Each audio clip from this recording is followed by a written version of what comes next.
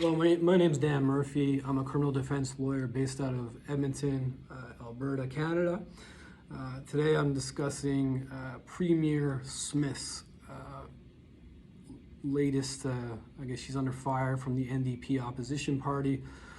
The issue being whether or not she interfered or intervened in prosecutors' work as relates to COVID-19 protests at Coutts, Alberta.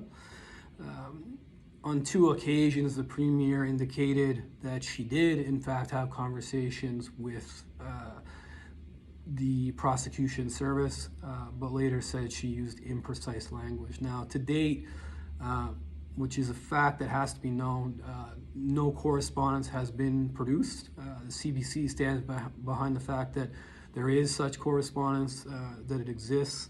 But the point is, we had this issue last year with the Minister of Justice, who intervened in relation to a traffic ticket and called the police chief, is that the justice system must remain independent. So can't have politicians pushing their agenda through independent bodies. Independent bodies include police, and independent bodies include prosecutors. They exercise their discretion in whether to lay charges and whether to proceed with charges.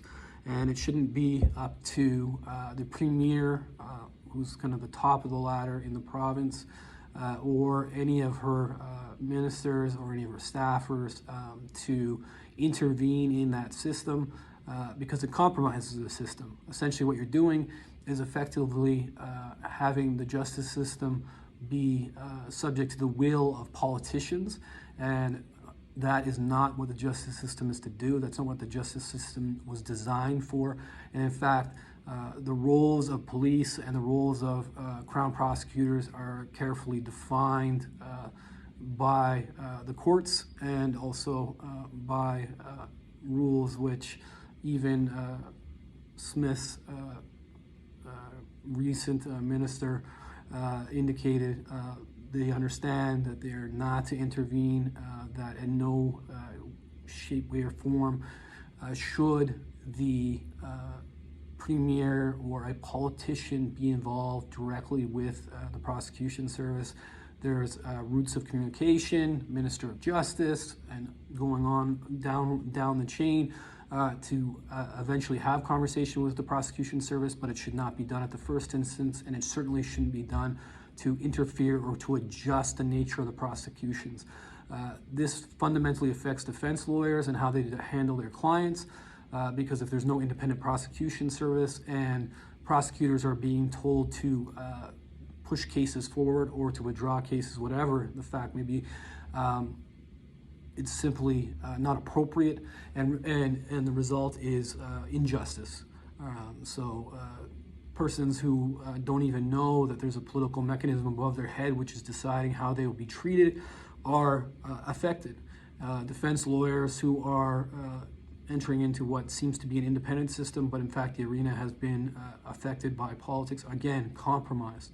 So whether this is true or not, the allegations are very serious, and Premier Smith, one can hope, did not make the foolish mistake of becoming involved in a prosecution, an act of prosecution, and did not forward her political agenda through the mechanism of the prosecution service.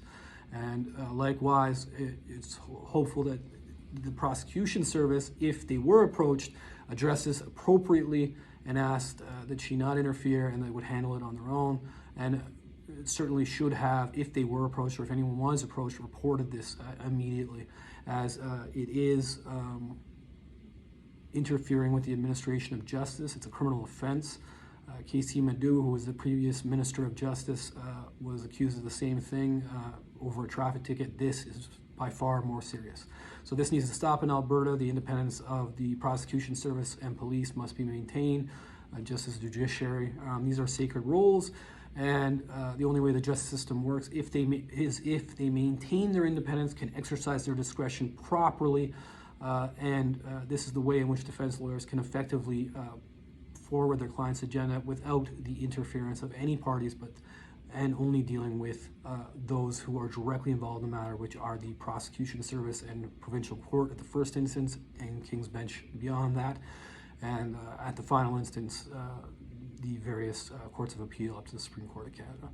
All right, that's all I have to speak to today. If anything emerges about the Premier and her involvement in affecting or interfering with prosecutions, I'll be sure to update everyone who listens and watches.